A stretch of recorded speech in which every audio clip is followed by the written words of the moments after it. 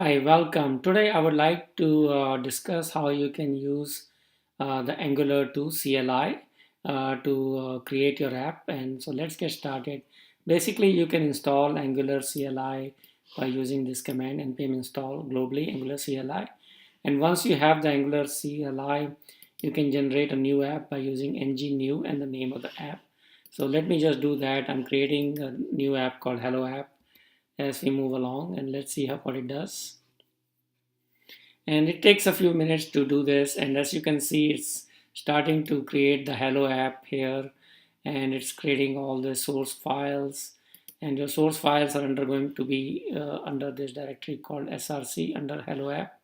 And you can kind of see where this app is getting created. And once this app is created, you can run this app by using the command called ng. You go to that particular directory. So I'm going to do that while this is going on. And let's see what we have. Hello app. So I'm going to go into hello app and I'm going to try ng serve, assuming that this is all done. I guess it's still going on. So let me just give it a minute. And sometimes it just takes a minute or so to kind of get this thing going. In the meantime, I can show you that if you are not familiar with this extension called Augury, you should probably install that extension. This can be very helpful to debug and see what's going on with your Angular 2 app. So let's just see what's going on here. If I do an ng serve here,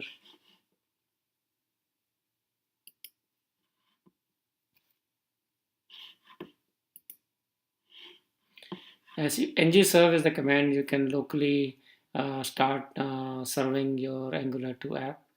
And looks like it is doing something. So let's just give it a minute. It uses Webpack, and so it did something. And let's see where is it loading. Okay, so you can see this Angular app basically is working. And if I go into my extension Augury, I can look at my app component, and you can actually see the source for your component by clicking on view source, and it takes you to the file called app component typescript, and you can see that's where we got the title and everything else. So let me just kind of go through the next step here. Let's say you want to generate a component. You can just use this command ng generate component and name. So I'm just going to uh, type this in and see what happens here.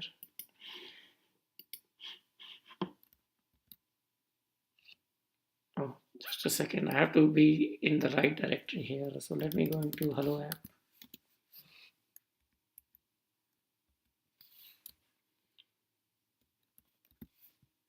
And I'm going to generate a component called hello detail. And as you can see, it created a directory called hello detail and created all the components file under it. So if you look at the app, you can go and say hello detail is where it's created all these things in there. And here you can see in the HTML, it just has hello detail works. And if you look at the spec for that, you can see the selector is hello detail. So if I want to just see if my component is working, what I can do is just copy this into my app component HTML. This is my main HTML file. And let me just create this component here, because this is a new component we created. And let's say we are going to just insert that component right here.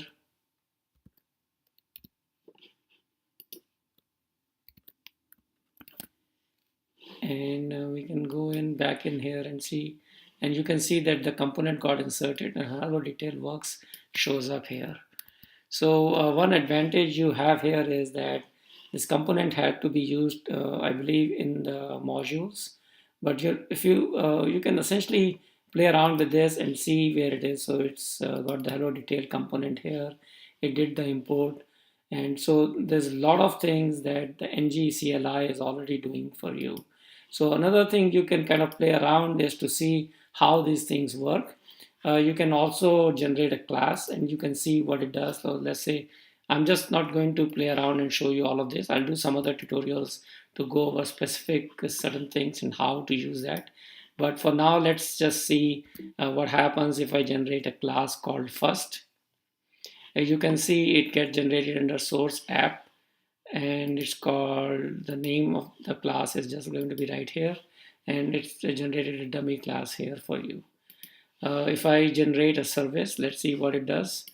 And I'm going to generate a service, for example, and it will generate a service here. And you can see it's created under the source app,